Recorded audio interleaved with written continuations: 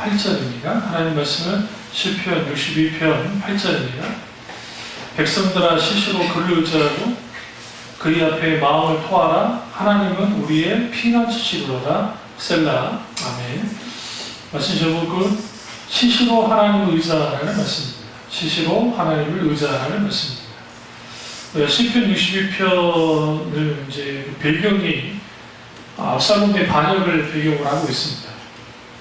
때는 압살롬의 그 반역에 의해서 다윗이 아주 그 생애 전체를 통틀어서 가장 힘들고 가장 어렵고 가장 고통 가운데 있었습니다. 이런 비통함을 갖고 있는 상태에서 지은 시가 시편 62편입니다. 그가 이렇게 고백합니다. 백성들아 시시로 그를 의지하고, 여기서 그는 하나님입니다. 첫 번째. 두 번째, 그의 앞에 마음을 토하라. 두 번째. 세 번째는 하나님은 우리의 피난처시리로다. 우리에게 두 가지가 요구돼요. 뭐 할 때, 힘들고 어려울 때, 고통받을 때, 아주 내가 심란한 상태에 있을 때 누구의 말도 들리지 않습니다. 정말. 왜 그러냐면 앞뒤 좌우로 다 꽉 막혀있기 때문에 그 막혀있는 것이 나를 올가매면 누구의 말도 들리지 않아요. 근데 다윗이 이런 상황 속에서 이렇게 말합니다. 시시로 그를 의지하고, 첫 번째 하나님을 의지해라. 여기서 시시로는 at all time, 모든 시간마다 하나님을 의지해라. 그렇게 말하고 있고, 두 번째는 그의 앞에 마음을 토하는 겁니다. 여러분, 우리가 하나님 앞에 내 마음을 토해야 돼요. 정말 하나님 앞에 토해야 돼요. 나의 일단 이런 상처받은 마음, 고통받는 마음, 기타 등등 분노의 감정이 모든 걸 할 것 없이 하나님 앞에 토해내야 되고, 그럼 왜 그렇게 해야 되느냐? 세 번째가 하나님은 우리의 피난처시기 때문이다 라고 다윗이 이렇게 말하고 있습니다. 힘들고 어려울 때 그 매 순간이 고통이 되고 매 순간이 근심이고 걱정입니다. 문제는 나를 괴롭게 하는 것이 사람이라고 한다면 그걸 정말 그 순간순간이 힘들고 어렵습니다. 정말. 믿음은 뭐냐? 매 순간마다 하나님을 신뢰하고 의지하는 겁니다. 사실.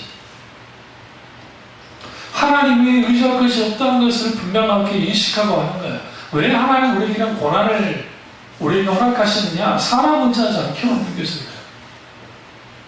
어떤 큰 죄보다도 가장 큰 죄가 뭐냐? 하나님 말고 다른 것을 더 의지하는 겁니다. 나의 능력을 의지하는 거, 다른 사람을 의지하는 거.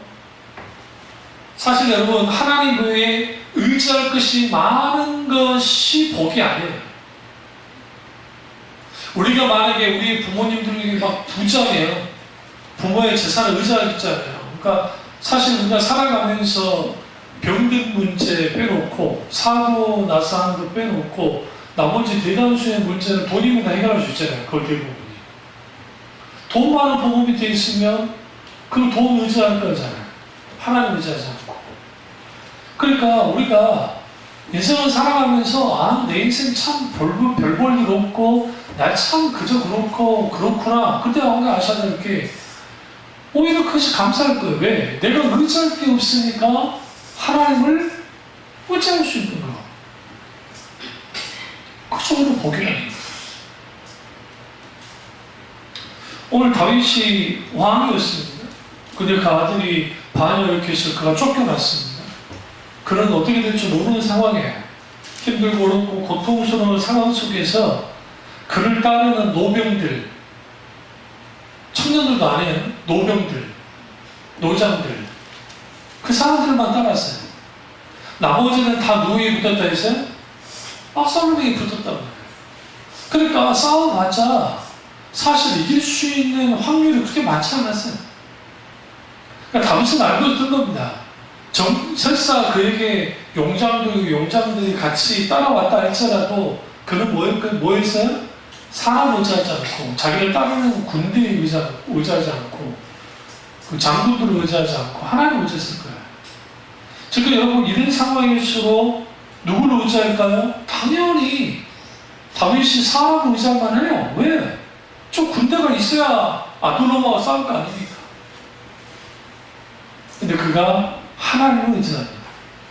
첫째, 5절을 보시면 그가 왜 그런 고백을 하는지를 이제 알 수 있는데, 나의 영혼아 잠잠히 하나님만 바라라. 너는 나의 소망이 그분으로부터 나오는 거다. 그러니까 그분으로부터 나오기 때문에. 그러니까 여러분, 내 영혼아 잠잠히 하나님만 바라라 라고 하는 이것이 왜 중요하냐면 3절과 4절 보시면 넘어지는 담과 흔들리는 울타리 같이 사람을 죽이려고 너희가 일제히 공격할 언제까지 하느냐. 그들이 그를 그의 높은 자리에서 떨어뜨리기만 꾀하고 거짓을 즐겨하니 입으로는 축복이고 속으로는 저주다. 믿을 사람 하나도 없어요. 넘어지는 담, 흔들리는 울타리 같단 말이죠.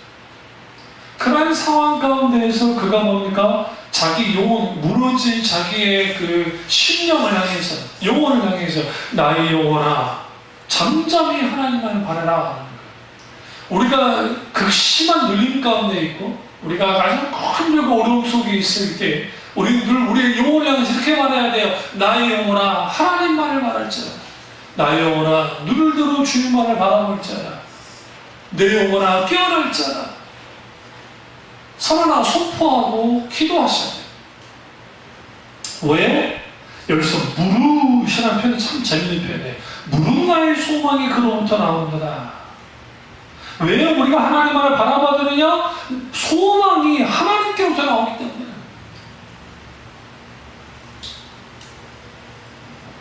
이런 분이 우리 하나님이라는 게 감사한 거예요. 정말 감사한 거예요.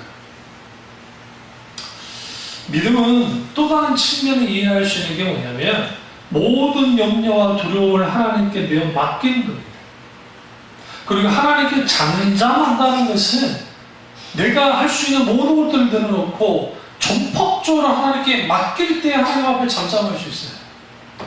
우리가 수상 구조 요원들이 바닷가에서 막 구조를 하잖아요. 그럼 이 사람이 호주 끓일 때 그때 팍 덮치지 않아요. 전문가들이. 왜 그러냐면 그때는 힘이 살려고 하기 때문에 장사가 따로 없대요. 여자라도 상관없고 그냥 같이 땅에 들어간대요. 그러니까 어느 정도 좀 지칠만 할 때 그때 뒤에 가서 탁 하는 거예요. 힘 빼라고. 보호적 거리지 말라고. 그러니까 우리가 하나님 앞에 잠잠하지 못하기 때문에 상당수 자기가 더 깊은 수렁에 빠져요. 더 깊은 시대의 고통 가운데 듭니다. 근데 그건 인간은 누구나 마찬가지예요. 본능이기 때문에. 근데 하나님은 우리에게 이렇게 말합니다. 너희는 잠잠해야 돼. 다윗이 말하는 거지. 하나님께 맡기고 이제는 허우적거리고 하는 것들을 멈추고 어떻게 해야 돼요? 시시로 하나님만 의지해야 된다는 거죠. 아주 중요해요. 그래서 시편 62편 1절과 5절에서 반복하는 뭡니까? 나의 영혼이 잠잠히 하나님만 바라며 나의 구원이 그에게서 나온도다. 5절 나의 영혼아 잠잠히 하나님만 바라라. 우리 나의 소망이 그로부터 나온다. 여기 보면 구원과 소망이 다를까요? 별로 다르지 않아요. 이 동의 반복인데요. 그러니까 하나님께로부터 구원이 나오고 하나님께로부터 소망이 있기 때문에 우리는 하나님만을 잠잠히 바라봐야 합니다.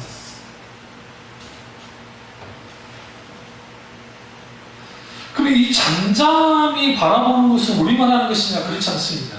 스바야 3장 10절 보면 17절에 보면 너희 하나님 여호와가 너희 가운데 계시니 그는 구원을 베푸실 전능자시라. 그가 노예나 기쁨을 이기지 못하시며 너를 잠잠히 사랑하시며 너를 말미암아 즐거이 부르며 기뻐하시리라 하리라. 여기서 잠잠히 사랑한다라는 표현은 변함없이 사랑하신다. 끝없이 사랑하신다. 잠잠히 하나님을 바라본다는 것은 내가 하나님만을 끝없이 바라보는 거예요. 끝없이. 예레미야 애가 3장 26절에 사람이 여호와의 구원을 바라고 잠잠히 기다림이 좋도다라고 합니다. 하나님을 기다리는 것, 그것은 잠잠히 기다리는 게 아주 중요해요. 아우성거리면서 기다리는 게 이상해요. 그 끝없는 하나님의 손길이 우리 가운데 임하기 시작할 때 우리로부터 무슨 일이 벌어지기 시작하냐면 하나님의 놀라운 구원의 역사, 놀라운 하나님의 소망이 있게 되어집니다. 그래서 하나님 앞에 잠잠한다는 것은 우리가 하나님 앞에 순종하고 하나님을 향한 신뢰의 태도를 보여주는 거예요. 사탄은 우리에게 잠잠하지 못하도록 만듭니다.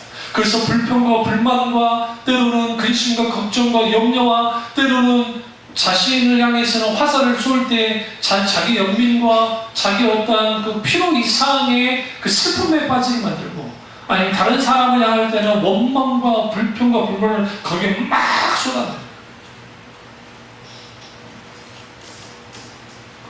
왜요? 그렇게 하나님 앞에 잠잠하지 않으니까. 잠잠하지 않으니까. 그러니까 사탄이 원하는 그거예요. 막 잠잠하지 않는 거예요. 막 어수선하게 막 하는 거예요. 난리법석을 치는 걸 좋아해요. 그래야 사탄이 자기 마음대로 뭐 할 수 있으니까 주로 밟을 수 있기 때문에. 그 오늘 다윗이 지금 우리 같으면, 저 같으면 지금 빨리 참모회의 해가지고 빨리 어떻게 대책을 할 건지, 그리고 어떻게 압살롬을 막을 건지, 어떤 식으로 할 건지 계속 했을 것 같아요. 답답 볶았을 것 같아요. 근데 다윗이 마음을 해서 지금 하나님만 기도하고 있어요.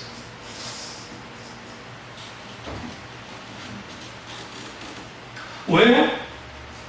구원이 하나님께로부터 온다는 것을 알고 있었고, 소망이 하나님께 있다는 것을 알았기 때문에 그가 할 수 있는 것은 시시로 매 순간마다 하나님을 의지합니다. 그래서 조급하다의 반대는 잠잠하다인데, 조급함은 결코 하나님의 역사를 가져다 주지 않습니다. 조급함. 그러니까 사울이 왜 결정적으로 그가 무너졌느냐, 불순종했지만 그가 조급했어요. 근데 분명히 말씀드리면 그 상황이 조급할 수 있는 상황이 나와요. 아니 생각해보세요. 블레셋이 쳐들어왔는데 그나마 좀 모였는데 모인 사람들 흩어지기 시작했어요. 왜 흩어졌느냐? 지금 전략을 짜고 전술을 짜고 지금 빨리 요충주에 가서 이제 싸울 준비를 해야 되는데 사무엘이 안 오거든요. 지금 재단에서 제사를 드리고 나가야 되는데 왜 다 흩어져요? 그럼 저나 여러분이면 뭐 하겠어요? 기다리겠어요? 쉽지 않아요. 쉽지 않아요, 정말 솔직히. 그러니까 그 조급함으로 인하여 그가 뭐합니까? 번제를 드려버려요. 안 하죠. 제사 드려버려요. 성경이 이렇게 말하죠. 마침 사무엘이 왔더라. 기다렸다는 것이. 그러니까 하나님이 우리 앞에 있는 문제를 만났을 때, 그 문제와 역경과 고난을 만났을 때 하나님 우리에게 보고자 하는 게 뭐냐면, 우리가 지금 하나님을 의지하는가, 하나님만을 바라보는가, 아니면 우리가 정말 믿음으로 우리의 믿음이 어떤 믿음인가를 주님이 우리에게 보기를 원하세요. 그때 우리의 본 모습이 쫙 드러나요. 우리의 밑바닥이 다 보여져요. 여러분 늘 말씀드리지만 이세돌하고 알파고가 이제 이거 돌 때 그때 해설을 하시는 분들 있잖아요. 그분들도 막 구단도 있고 칠단도 있고 그래요. 그러니까 바둑을 잘 보신 분인데 아주 그걸 막 잘 해요. 왜 그런 줄 아세요? 그 사람들이 이세돌 씨랑 아무리 바둑을 해도 못 이겨요. 왜? 이세돌이가 박정환이라는 친구도 있지만 어쨌든 아주 너무 잘하는 사람이니까. 커저라고 하는 그 중국의 그 기사 구단이 있는데, 이제 이세돌보다 나이가 적어요. 근데 그것을 그랬거든요. 이세돌이 1승하고 접하니까 자기는 더 잘할 수 있다고 그랬어요. 그리고 난 다음에 이제 알파고가 조금 더 업그레이드 된 다음에 했는데 전패했잖아요. 왠지 아세요? 후수들 때는 다 먹어요. 그러니까 어른들이 장기 두다가 왜 싸워요? 당사자끼리는 안 싸워요. 옆에서 후수 갖고 싸움에서 내가 이기는데 훈수하고 주니까 이 새끼 하면서 막 싸우는 거지. 그러니까 우리가 어떤 그 문제를 만났을 때 우리 지체들이 문제나 고통과 아니면 어떤 상황이 벌어졌을 때 훈수는 쉬워요. 보이니까.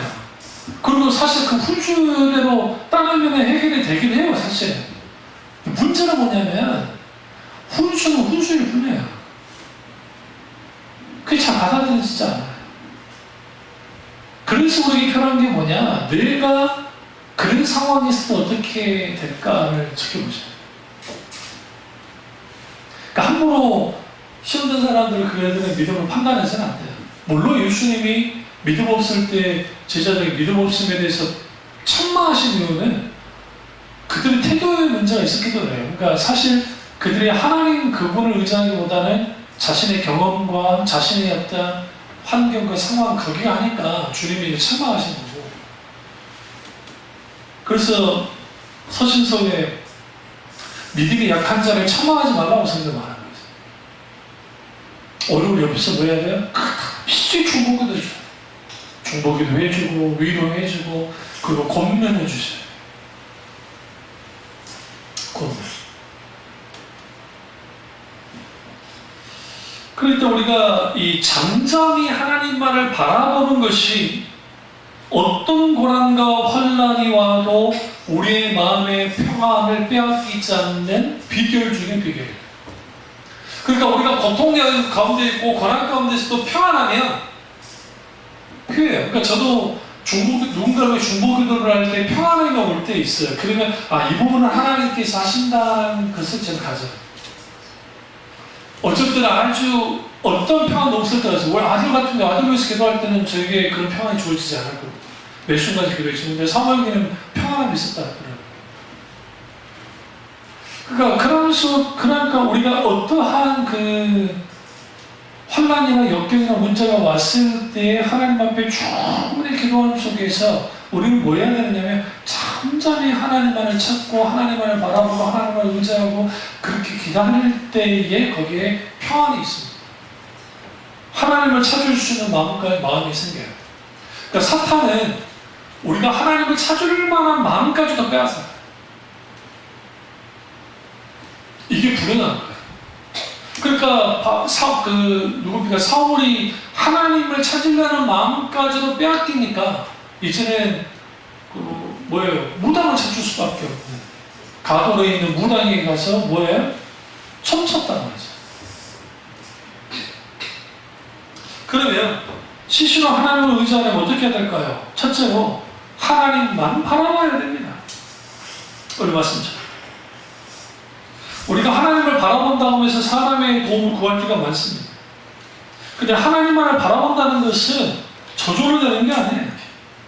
많은 시험과 연단을 통해서 있게 되는 시행착오들 있죠. 그 시행착오를 겪으면서 그러는 거예요. 내가 이렇게 사람 의지해도 되지 않고 물질 의지한다고 되지 않고 내가 어떤 상황에도 하나님을 의지해야 된다는 사실을 알게 될 때 비로소 하나님을 바라보게 돼 있어요.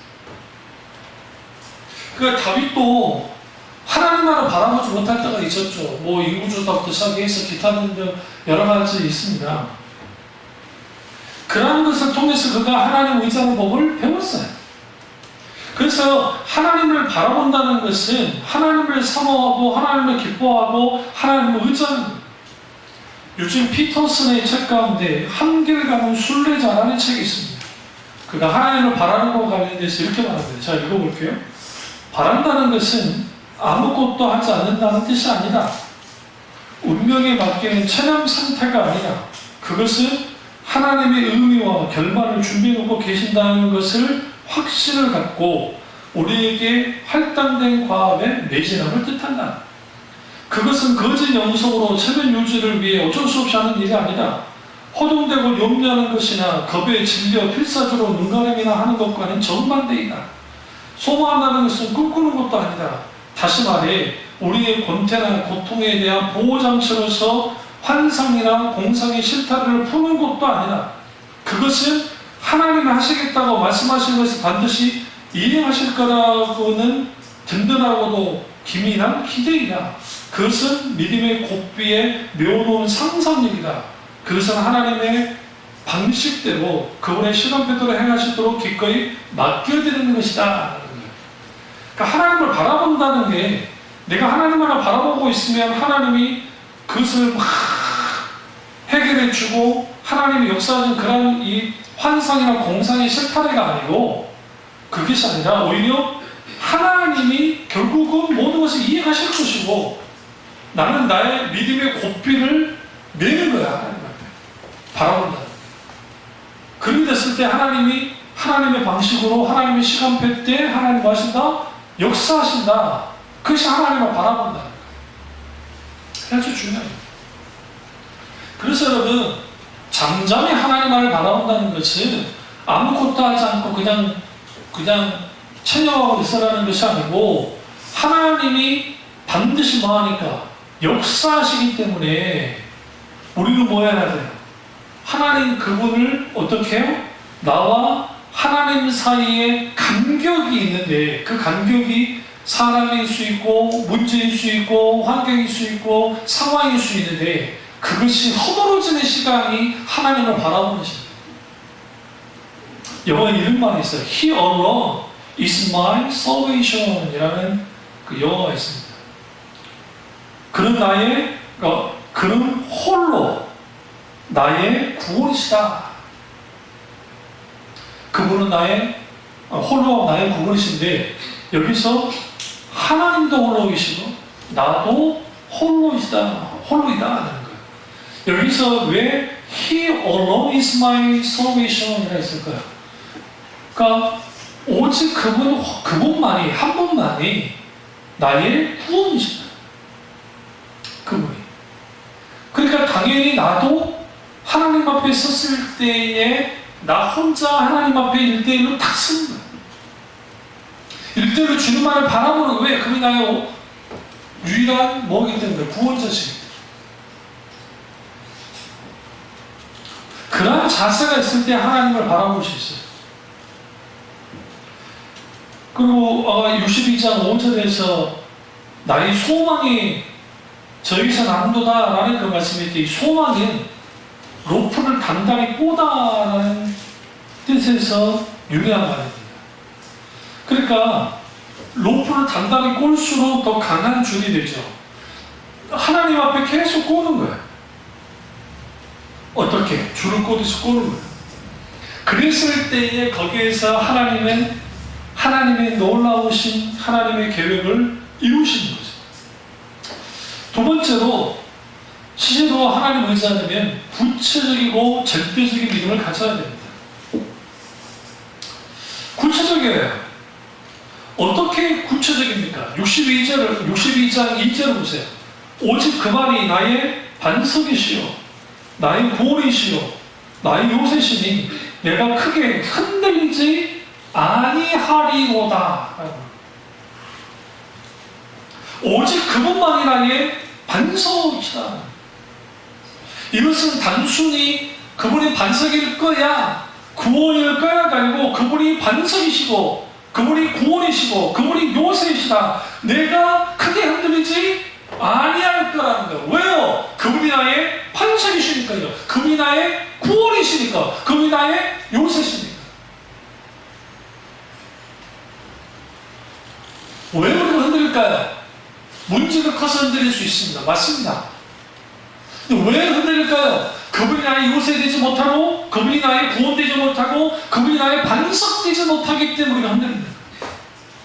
그래서 우리에게는 구체적이고 절대적인 믿음이 있어야 되는데 그것이 어떤 의미로서의 절대적이냐면 신앙 고백의 의미에서 절대적인 거예요. 그러니까 다윗이 이 절대적인 고백을 해요. 하나님. 여기서 오직이라는 표현이 굉장히 중요해요.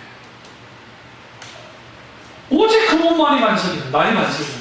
오직 그분이 나의 구원이고 여기 나의 구원, 나의 반석, 나의 요새라는 표현 굉장히 중요한 표현이에요. 단순히 지식으로 알고 있는 하나님이 아니라 정보로서 알고 있는 하나님이 아니라 다윗의 생애 전체에서 하나님은 요새시고 구원이시고 그분은 뭐였어요? 산성이셨던 분이에요. 반석이셨던 분이에요. 근데 흔들릴 이유가 없다는 거죠. 흔들리지 않는다. 근데 뭐 흔들릴만 했다니까요. 사실 이미 끝났어요. 쿠데타. 그러니까 이 소위 말하는 이후에 하나님께서 놀랍게 역사하셔가지고 이걸 이렇게 엎은 거니까 그렇지, 그냥 여다가 막 건너갔을 때 같이 따라갔으면 됐어요. 따라가가지고 그냥 공격했으면 다우스 끝장이 났던 거예요. 후세라는데 그 사람들이 몰래 막잖아요. 그러니까 그런 일들이 가능했던 것은 하나님이 도우신 거예요. 하나님이 역사하신 거죠. 그래서 우리는 내가 하나님에 대해서 어떤 믿음을 가져야 되느냐? 절대적인 믿음을 가져야 돼. 소강서 목사님이 썼던 책 중에서도 우리 쪽으로 보내주신 있는데, 그게 오래전에 좀 보내주신 건데, 우리 이제 같은 합동주 교단이니까 우리가 하나님 앞에 있을 때 신본주의 신앙이 바로 있었는데, 그 신본주의가 아주 중요한 거예요. 하나님 우리 중심이 되는 신앙. 이게 지금 오늘날 세상이 막 민주화되고 인권 어쩌고 하니까 신본주의 신앙이 무너지잖아요. 끝없이. 왜 그러냐면 이게 잘못된 이데올로기하고 플러스가 되니까 이 보수적인 기독교 분들 중에 이상한 신본주의가 나오고, 이상한. 이걸 근본주의라는 표현을 쓰는데, 우리 개혁주의는 근본주의와 전혀 달라요. 기독교 근본주의는 뭐만큼 무섭냐면, 유대교의 메아샤링이라든지 무슨의 극단파만큼 무서워요. 그 사람들이 카톨릭 안에도 그런 근본주의자들이 있었고, 그러니까 그들이 학살을 저지르고 막 별짓을 다 했던 거예요. 그러니까 그런 사람들 경계해야죠. 세 번째는 두려움을 물리쳐야 돼요. 사탄의 가장 큰 무기는 뭐냐면 두려움입니다. 그리고 그 두려움을 배가시키는 게 우리 가운데 두 가지를 무기로 삼는데, 그건 불안과 염려예요. 그러니까 불안, 그리고 걱정과 근심, 염려. 그 무기를 가지고 흔들어요. 흔들어버리기 때문에 두려움을 배가요. 계속 배가요. 좀 다윗이 지금 두려워할 만한 상황입니다. 그럼 왜 사탄이 우리에게 이런 두려움을 줄까요? 두려움이 불신앙을 갖게 하고, 그 불신앙이 결국은 어떻게 조급하게 만들고, 조급하게 되어지면 하나님을 찾을 만한 마음조차도 없기 때문에 하나님을 찾을 시간조차도 내어놓지 않아요. 그러면 게임은 끝난다. 게임 오버예요. 게임은 끝난다. 사탄의 100%이에요. 그러니까 과거 우리 믿음의 선배 목사님들이 늘 강조했던 그게 옳은 게, 우리가 문제 만났을 때 즉각 하나님 앞에 부어주고 기도하자는 거예요. 물론 그 당시에는 문제를 만났을 때만 문제 해결만 하면 기도하는 게 문제이긴 했지만, 오늘날은 문제를 만났는데도 기도를 안 하니까 더 문제예요. 인간적인 땅만 막 사용했다가 이제 어떻게 한다고요? 이제는 지푸라기 하나 잡는 심정으로 하나님께 나와서 기도를 한다고. 그러니까 더 뭐가 안 되죠? 눌릴 대로 눌리고 무너질 대로 물린 상태에서 나와서, 그래도 그렇게 하다 기도한 것도 그나마 다행인데, 문제를 만나고 힘들고 어려울 때 즉각 주님을 찾아야 돼. 뭐하기 위해서? 우리 안에 있는 불안과 염려, 그 뒤에 있는 강력한 적이라 할 수 있는 두려움을 깨뜨려야 돼. 사탄은 그 두려움을 통해서 우리를 어떻게 만드느냐? 우리의 믿음이 전혀 뭐하지 못하도록, 작동하지 못하도록 합니다. 그러니까 우리가 3절과 4절의 이 말이 다윗이 지금 넘어진다, 흔들린 울타리게 두려워할 만한 상황이 지금 내게 지금 벌어졌다는 거죠. 그런데 그가 뭐라고 그래요? 나의 모라 잠잠히 하나님만 말하라. 그러니까 여러분, 우리가 두려워할 만한 상황이 벌어졌을 때에 하나님 우리가 뭐라고 그래요? 내 영혼아 잠잠히 하나님만을 바라라 라고 선언하라, 선포해요. 깨어나라, 일어나라. 이런 걸 선포하고 일어나야 돼요. 네 번째는 시시로 마음을 토해야 돼요. 여기서 시시로 마음을 토한다는 것은 기도한다는 걸 뜻합니다. 간구한다는 걸 뜻합니다. 하나님과 깊은 교제를 나누는 겁니다. 진정한 하나님과의 교제를 나눌 때 가장 중요한 우리의 시인의 아픔과 슬픔을 하나님과 함께 나누는 거예요. 그러니까 우리는 하나님의 그 응답을 많은 교인들이 기계적으로 이해해요. 기계적으로 이해한다면 무슨 말이냐면 내가 이렇게 기도했잖아요. 그러면 자판기에 있다 동전이라는 기도를 여우면 탁 상품이 나오면 내가 원하는 응답이 탁 제출된다는 생각을 하면서 기도를 해요. 대부분 그런 식으로 이걸 많이 한다. 근데 하나님께 기도할 때는 내 마음과 하나님의 마음이 나누는 인격적인 관계 속에서의 기도예요. 내 아픔을 하나님 앞에 시시로 고해야 해요. 그러면 하나님의 마음을 우리에게 부어주시면 거기에 평안과 위로가 있게 되어지고 우리에게 하나님의 뭐를 줘요? 힘을 주세요. 여기서 또 중요한 건 뭐냐면 마음을 토한다는 의미 속에는 또 다른 측면의 것이 있는데 그게 뭐냐면 내 자신을 깊이 돌아보고 회개한다는 것을 의미해요.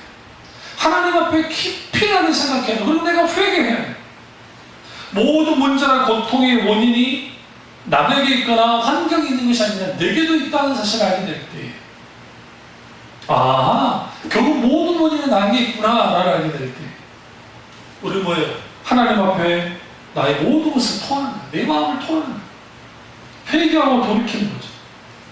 그랬을 때 거기에서 뭐가 있게 되었느냐? 다시 일어날 용기를 갖게 되고, 그리고 그가 뭐예요? 이제는 믿음의 눈으로 어떻게 해요? 일어서게 돼 있어요. 믿음의 능력 가운데 일어서게 돼 있어요. 다윗은 너무나 잘 알았던 거예요. 그래서 그가 하나님 앞에 시시로 모여서 마음을 토했어요. 그게 다윗을 다윗되게 만들었고 그것이 아주 중요합니다.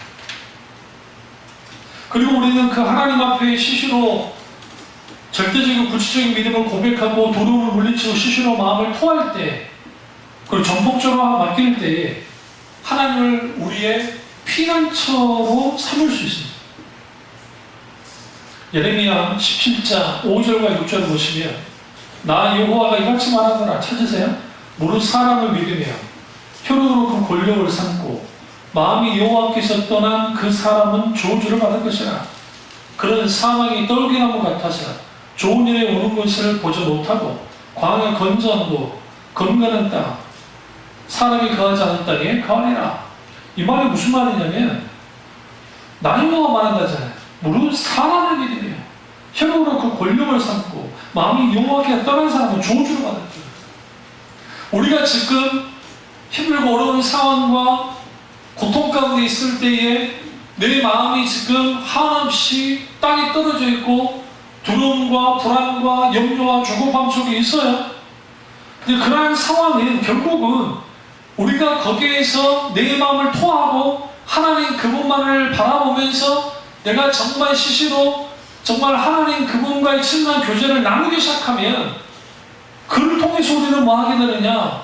아주 메마르고 고통스러운 이런 광야로부터 내가 벗어나기 시작하는 걸 봐요.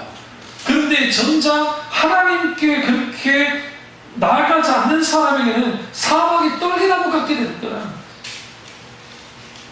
건조한 땅, 건강한 땅, 사람이 거하지 않는 땅에 거하게 될 거라는 거예요.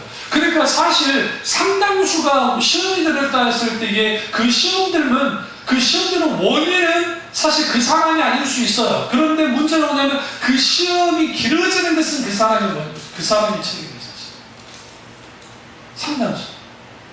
빨리 시험으로부터 벗어날 수 있음에도 불구하고 못 나옵니다. 그런 자의반, 타의반이 어떤 면이었어요. 상황이 그렇게 만들기도 하지만 그 스스로가 그렇게 만들기도 하는. 이때 우리가 필요한 게 뭐예요? 예레미야 17장 7절 보세요. 거기 찾으셨으니까. 그러나 무릇 여호와를 의지하며 여호와를 의뢰하는 그 사람은 뭘 받을 거다? 복을 받을 것이다. 하나님을 의지하는 사람은 어떤 일이 있어도 내가 인간 중심적으로 살면 안 되고 신본주의로 살아가는 양 살게 되는 거예요.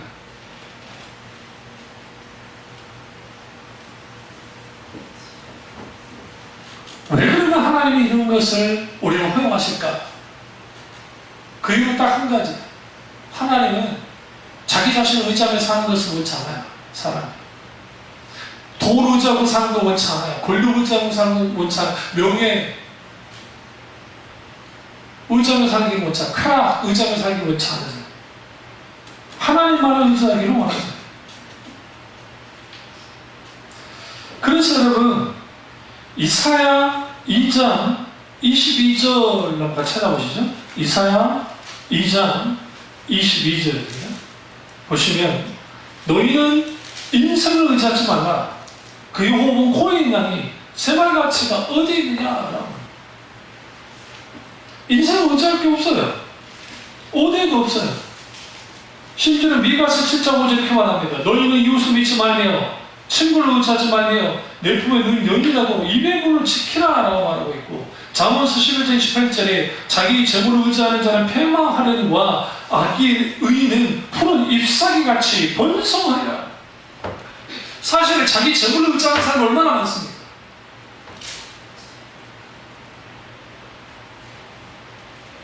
사실상 오늘날에 대한민국에 사는 사람들은 상당수가 경제 논리를 따릅니다. 그래서 거의 신격화됐어요. 근데 사실 하나님 앞에 섰을 때에 하나님을 의지하고 하나님을 의뢰하는 사람은 죄를 깨닫고 회개하는 사람인데, 그들이 하나님을 의지하고 그분을 신뢰하고 하나님을 바라보고 시시로 하나님을 토하며 우리의 모든 것들을 정말 가슴 깊은 것들을 하나님 앞에 기도하며 하나님 앞에 친밀한 교제를 나누기 시작할 때, 그때 하나님이 나의 방패 되어주시고 그분이 나의 피난처 되시고 그분이 나의 보호이 되시고 그분이 나의 요새가 되십니다. 누구의 요새요? 저 사람의 요새가 아니라 나의 요새가.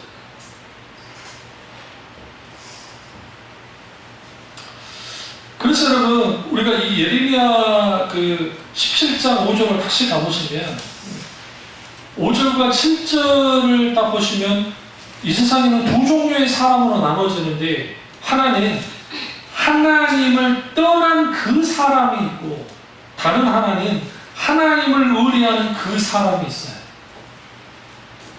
그러니까 17장 5절 그리고 6절까지 있는 사람은 마음이 하나님께로 떠난 사람, 떠난 그 사람이잖아요.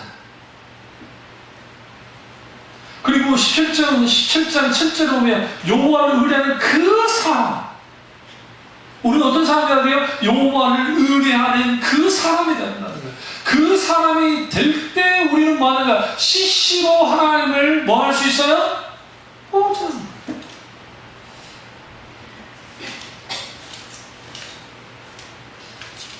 그래서 여러분 머릿속에 자기 의지하고 사람 의지하고 환경 의지하고 하는 사람들은 뭐 해야 되느냐, 자칫하면 자기 광야 속에 더 깊숙이 들어요. 광야 기간이 길어지는 거예요. 그래서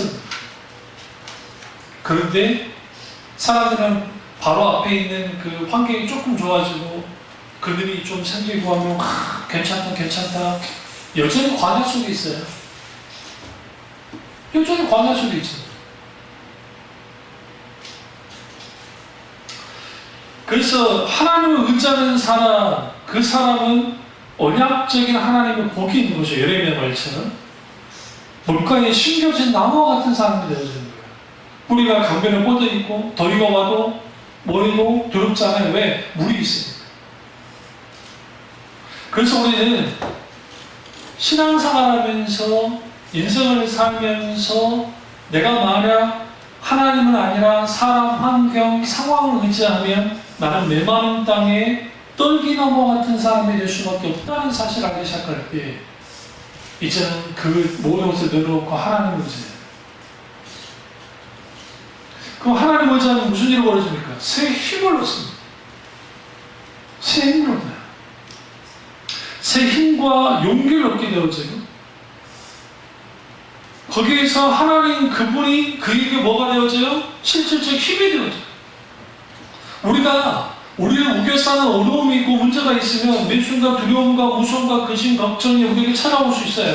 그때 우리는 하나님의 의지할 시기라는 것을 알고 우리는 즉각 하나님을 의지해야 되고, 그리고 그 하나님이 나의 방패고 요새고 피난처가 돼. 언제든지 우리는 하나님 앞에 피할 수 있어요. 우리 얼마나 감사해요. 우리는 피할 수 있는 존재가 있잖아요.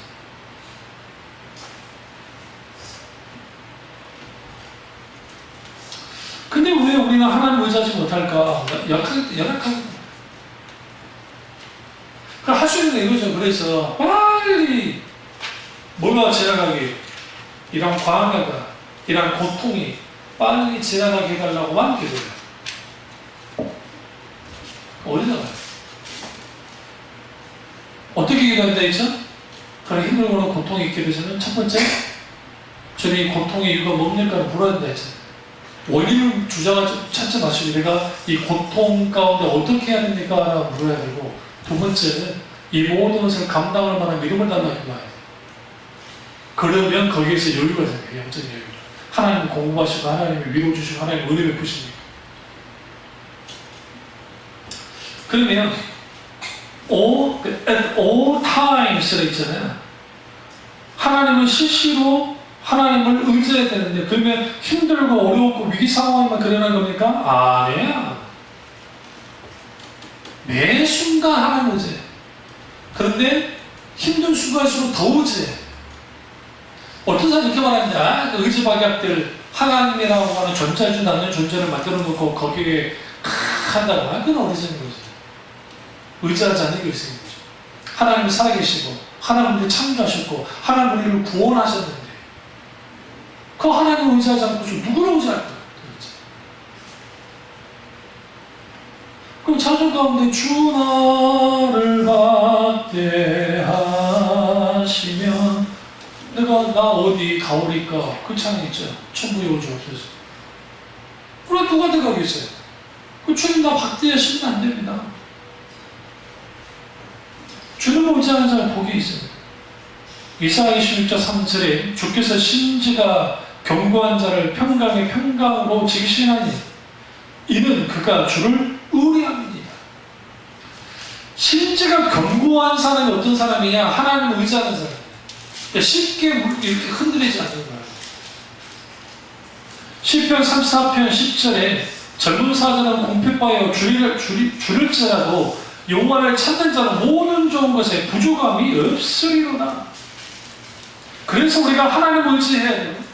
그 하나님을 의지하는 사람은 낙심치 않고 변함없이 신뢰하며 기다리는 사람이에요.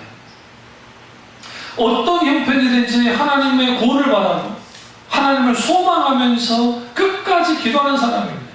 왜 우리가 계속 기도해야 됩니까? 낙심하지 않고 끝까지 믿음으로 나아가기 위해서입니다. 그러니까 기도가 계속적으로 우리 가운데 있어야 그것이 믿음의 현상, 장이 만들어진다 했잖아요. 그리고 거기에서 하나님의 놀라운 역사가 나타나는 거죠. 그렇게 되어지면 어떤 상황이라도 어떤 환경이라도 우리는 하나님 안에 의지하고 신뢰할 때 그것이 복이고, 그것을 통해서 우리의 관야, 우리의 문제, 우리의 고통으로부터 우리가 벗어나는 거예요. 12절 보시죠. 시편 62편 12절. 이 말씀으로 끝나겠습니다. 시편 62편 12절입니다. 주여 인자하는 주께 속하오니 주께서 각 사람의 행함대로 갚으심이니이다. 인자가 누구에 속해 있다고요? 주님께 속해 있다는 거예요. 결국 주님께서 각 사람의 행함대로 갚으실 거라는 거. 결국은 보복과 복수는 누가 할 거예요? 하나님 하실 거라는 거예요. 중요한 것은 이러한 모든 인자하신 하나님께 있기 때문에 우리는 뭐 해야 되느냐? 시시로 하나님을 의지해야 됩니다. 하나님을 시시로 의지하고 하나님의 놀라운 복이 임하기를 주님의 이름으로 축원합니다. 기도하겠습니다. 기도하실 때 이 말씀에